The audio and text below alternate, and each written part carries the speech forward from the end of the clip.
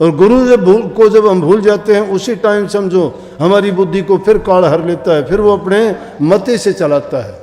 लेकिन जब तक हम अपनी मति गुरु को दे देते हैं, अपना आपा गुरु के अर्पण कर देते हैं, सौंप देते हैं, उसकी गुरु सहायता करता। आप सभी को प्यार भरी राधा स्वामी जी। देखिए, जो आज का सत्संग का विषय है उसमें महाराज जी ने बताया कि गुरु का महत्व क्या है। राधा स्वामी मत में गुरु का बहुत ज़्यादा महत्वपूर्ण स्थान है। गुरु को आत्मा के मार्गदर्शन के रूप में माना जाता है। गुरु के निर्देशों के अनुसार ही साधक अपनी यात्रा में सफलता प्राप्त कर सकता है और साथ ही धर्म का सही पालन कर सकता है। महाराज जी ने बताया कि धर्म का पालन केवल धार्मिक रिवाजों या संस्कारों तक सीमित नहीं होना चाहिए, बल्कि इसका उद्देश्य आत्मा की शुद्धता और भगवान से मिलन का है। सच्चे धर्म का पालन करने वाला व्यक्ति परमात्मा से जुड़ जाता है और वह अपने जीवन में सुख प्राप्त करता है और जीवन में आगे बढ़ता है। और साथ ही महाराज जी ने बहुत प्यारी प्यारी बातें सत्संग में बताई है। तो चलिए आपका कीमती समय लेते हुए सत्संग को शुरू करते हैं। कृपया प्यार भरे सत्संग को पूरा सुनकर पुण्य भागीदार अवश्य बनिए। राधा स्वामी। दूसरे को जबान से दो, न तन से दो, न मन से दो। तीनों प्रकार से हमारे शास्त्रों का लेख है। मनसा वाचा कर्मना दुख काहू मत दे, ऐती रहनी जो रहे सोई शब्द रस ले। उस शब्द का रस अगर लेना चाहते हो तो मन से, वचन से और कर्म से हर प्रकार से आप पवित्र बनो। पवित्र कैसे बनोगे? पवित्र काम करोगे तब बनोगे। घर में रहते हुए माँ बाप की सेवा करो, ज़रूरत के समय उनको जो ज़रूरत होती है वो ज़रूरतें पूरी करो। जब उनकी सहायता करते हो, मदद करते हो, प्यार से उनसे बात करते हो, उनका दुख दर्द तकलीफ और पीड़ा को पूछते हो, तो वो कितने खुश होते हैं। अभी मैं बैठा हुआ था, एक बेचारी माई परेशान, वो बहुत शुगर से। अब वो लड़कियां उसको कहने लगी जल्दी चल जल्दी चल। बोली भाई धक्के ना दो, मेरे से चला नहीं जाता, मैं शुगर की मारी पड़ी हूँ। अब उसकी पीड़ा तो वो समझती थी ना, उसमें बेचारी में चलने की हिम्मत नहीं। ये कहते हैं तू दौड़, वो कैसे दौड़ेगी। मैंने उसको देखा, पास बुलाया, बोला कि धक्के मारते, मैं धक्के नहीं मारते। आपके दिल में पीड़ा है, दर्द है, इसलिए आप हाथ लगाना भी बर्दाश्त नहीं कर सकते, आपको धक्का लगता है। अगर आप खुश होते ना दिल से और आपको कोई हाथ लगाता तो मुड़ के आप उसको हंस के जवाब देती। तो इंसान के खुद के दिल में जब पीड़ा और दर्द होता है ना, वो दूसरे को सुख नहीं पहुंचा सकता। जो इंसान खुद सुखी होगा वो दूसरे को सुखी बना सकता है और उसको सुखी देखना भी चाहता है। इसीलिए ये सुख, ये खूबियाँ हमारे अंदर होंगी तभी वो खूबियाँ बाहर हम अपने इंद्रियों के द्वारा प्रकट करेंगे। चाहे वो ज्ञान इंद्रिय हो, चाहे हमारी कर्मेंद्रिय हो। वो शरीर के द्वारा किसी को सुख देते हो, चाहे मन के द्वारा हो, किसी के बारे में अच्छा सोचना, अच्छे ख्याल विचार रखना, या जबान के द्वारा अगर किसी से बात करते हैं तो उनसे अच्छा बोलना, अच्छा मीठा बर्ताव करना। ये इंसानी धर्म है, ये धर्म है। जो ये माँ बाप का कहना नहीं मानते हो, बच्चों को पैदा करते हैं, पढ़ाते हैं, लिखाते हैं, अच्छा खिलाते पिलाते हैं, उसकी हर सुख सुविधा देते हैं, और वही बच्चा जवान होने पर माँ बाप की बात को मानता नहीं है और गलत रास्ते पे चलना शुरू कर देता है। आज जवान बच्चे कोई नशा करता है, कोई छीना झपटी लड़ाई झगड़ों में फंस जाता है, कोई और उल्टे सीधे, कोई काफ़ी ऐसे लड़के आते हैं, पता नहीं मुझे क्या क्या कहने लगे जी, फौज में नौकरी करता था, अपनी तनख्वाह भी और सरकार के पैसों से भी पता नहीं इसने तो क्या खेल दिया फ़ोन पे कि बहुत ज़्यादा कर्जदार हो गया, अब ज़मीन बेचने से भी पैसे नहीं उतरेंगे। क्या चाहते हो आप, क्या करोगे? इन तरीकों पर, इन रास्तों पे चल के इंसान क्या, मैं तो कहता हूँ परेशानियाँ ही खरीदते हो। खुशी नहीं है उन चीज़ों में, शांति नहीं है। अगर इन चीज़ों में शांति होती तो सत्संगों में संत जन क्यों कहते कि इस माया से बचो, इन लालच से बचो, इन चीज़ों का संग्रह करने से बचो, शांति और संतोष से गुजारा करो।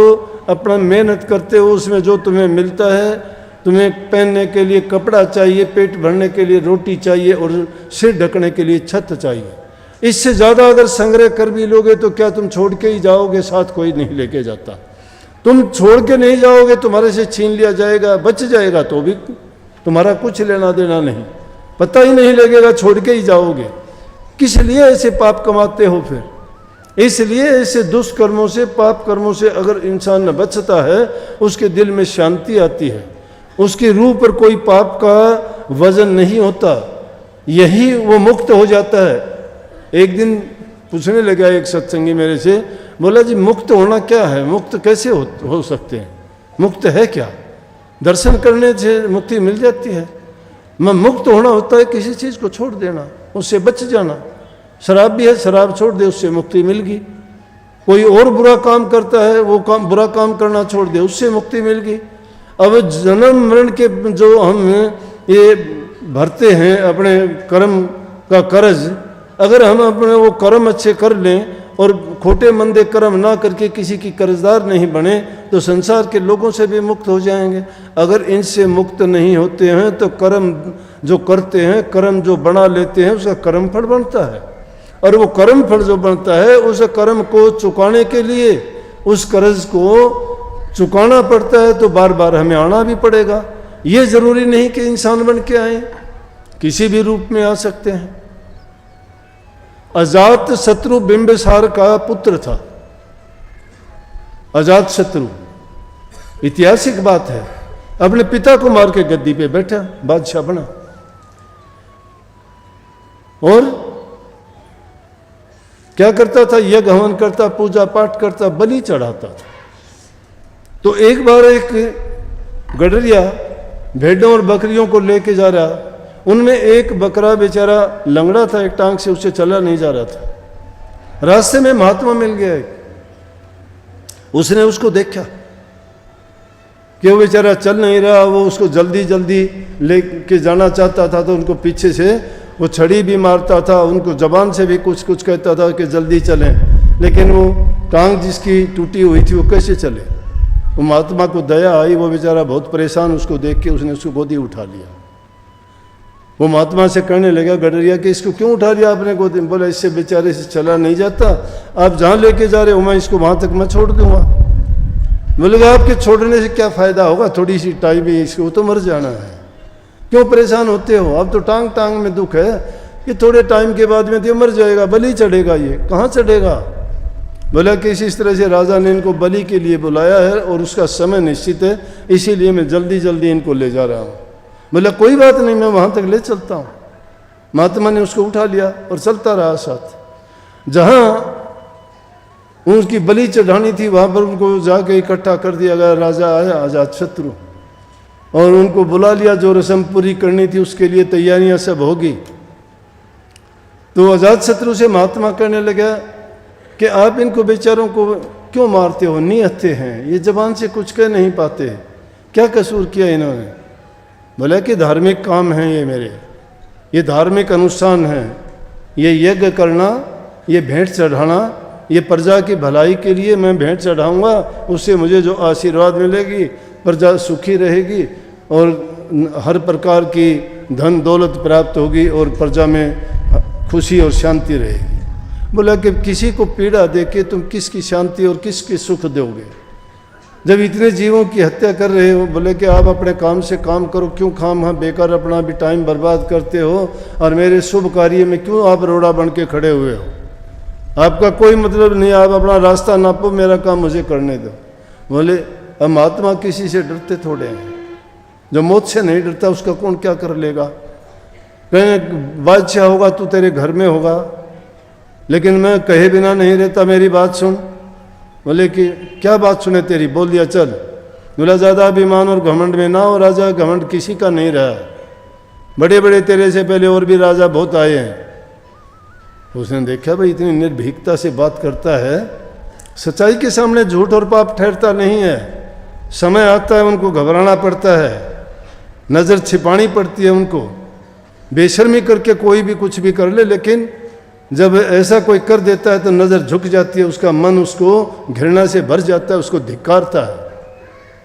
पाप छिपाने से छिपता नहीं है, लाख कोशिश करो।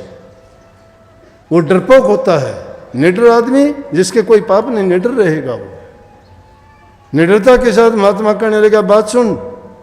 राजा होश साख हो गया, भूल गया टाइम, देखने लगा उसकी तरफ। तिनका उठाया, महात्मा ने तिनका उठा के तिनका तोड़ के 2 टूक कर दिए। बोले देख किधर, मैंने तिनका तोड़ा, तिनका है ये, इसमें जीव नहीं है। बोला फिर कैनुला जोड़ के दिखा इसको। बोला टूटा हुआ कभी जुड़ता है? बोला तू इसको मार देगा, इनको जिंदा कर सकता है? जिसको तू मार के जिंदा नहीं कर सकता, क्यों अकारण तू मुझे पाप में डूबता है, क्यों करता है? बोले कि आपको नहीं पता, ये बहुत ज़रूरी है मेरे यज्ञ के लिए। बोला यज्ञ के लिए तुझे क्या मिले, क्या प्रसिद्धि मिलेगी? सिर्फ पाप के सिवाय कुछ नहीं, तुझे ये पाप भोगना पड़ेगा। इस बात से सोच तू कि तेरा कर्म तुझे किस प्रकार से आगे जाके, तू इसकी जगह अगर बकरा होगा, तेरी गर्दन पर अगर छुरी रखी जाएगी, तेरे साथ क्या घटित होगा? राजा ने सोचा कि हाँ, बात तो ठीक है। और उसी दिन से उसने वहीं पे महात्मा के पैर पकड़ लिए, कहने लगे कि आपने मेरी आंखें खोल दी। एक ही वचन ने जो हमेशा से ऐसे कर्म करता आता था, कितने जीवों को वो यज्ञ की बलि चढ़ाता था, बलि देता था कितने जीवों की, और एकदम उसका मन किसने बदल दिया? एक महापुरुष ने बदल दिया। उस अच्छी जबान और अच्छे वचन से, क्योंकि उन्होंने अपने दिल से जो नाम की कमाई की हुई थी, उसमें शक्ति होती है, उसमें ताकत होती है। संतों के वचन में ताकत होती है। बातें आप भी जानते हो, लेकिन जिन बातों को आप अपना नहीं सकते, उन पर चल नहीं सकते, तो जानने से क्या फ़ायदा? उनको मानने से काम चलेगा, उनको अपनाने से काम चलेगा। बातें कितने भी गाने वाले गाते भी हैं, कहने वाले कहते भी हैं, सुनने वाले सुनते भी हैं, लेकिन जो अमल नहीं करते वो खाली रह जाते। इसलिए जो गुरु ने तुम्हें नाम दिया, गुरु तुम्हारी कदम कदम पर रक्षा करता है, संभाल करता है। गुरु को हम भूलते हैं, गुरु हमें नहीं भूलता है। और गुरु जब हम भूल जाते हैं, उसी टाइम समझो हमारी बुद्धि को फिर काल हर लेता है, फिर वो अपने मति से चलाता है। लेकिन जब तक हम अपनी मति गुरु को दे देते हैं, अपना आपा गुरु के अर्पण कर देते हैं, सौंप देते हैं, उसकी गुरु सहायता करता है। ये कबीर साहब की यज्ञ की बात की इन्होंने कि भाई कबीर साहब के बारे में वो जमाना था कि कबीर साहब के बारे में दोनों प्रकार के भ्रम थे। जुलाई के घर में पैदा हुआ तो हिंदू तो उसको हिंदू कहते थे, मुसलमान कहते थे मुसलमान है। तब दोनों दिनों को जोड़ने के लिए कबीर साहब ने कितना होशियारी से काम कहा। उन्होंने दोनों को, हिंदुओं को भी मुसलमानों किसी को भी नाराज नहीं होने दिया। यहाँ तक कि जब अंत समय आया और झगड़ा हो गया दोनों का, हिंदू कहने लगे कि हम इसको आग के सुपर्द करेंगे, दाह संस्कार करेंगे। मुसलमान कहने लगे कि हम इनको कब्र में दबाएंगे। जब दोनों का झगड़ा हुआ तो आकाशवाणी हुई कि तुम झगड़ा ना करो, एक बार मुझे चद्दर उठा दो इस शरीर को और उसके बाद देखना। उन्होंने उसी टाइम उनको चद्दर उठाई और थोड़ी देर के बाद में जब देखा तो शरीर नहीं बल्कि दो जगह पे फूल रखे हुए थे। आधे कह दिए, हिंदुओं को कह दिए कि तुम इनको जाके अपने अग्नि में दाह संस्कार करो, और मुसलमानों को कह दिया कि तुम इसको अपने जाके कब्र में रखो। क्योंकि संत समाज के कल्याण के लिए, उद्धार के लिए, सुधार के लिए और जीवों को इस पाप रूपी जेल से छुटाने के लिए आते हैं, स्वतंत्र आज़ाद कराने के लिए आते हैं, उनको मुक्ति दिलाने के लिए आते हैं।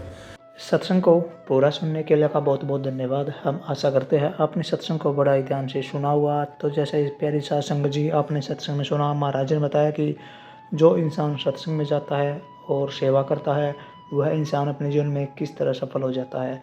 राधा श्रीमत में सत्संग और सेवा को भी बहुत ज़्यादा महत्व दिया गया है। सत्संग से व्यक्ति को सही मार्गदर्शन मिलता है और सेवा से आत्मा में शुद्धता आती है। तो कृपया महाराज जी की इन बातों को आप अपने जीवन में अवश्य उतारिए और राधा श्रीमत की शिक्षाओं को अपने जीवन में उतार कर अपने जीवन को सार्थक सफल अवश्य बनाइए। और साथ ही अगर आपको सत्संग अच्छा लगा तो कमेंट बॉक्स में राधा स्वामी लिखकर पुण्य भागीदार अवश्य बनिए। मिलते हैं जल्दी एक नए और बहुत ही प्यारे प्रवचनों के साथ। तब तक के लिए आप हमें दीजिए प्यार भरी राधा स्वामी।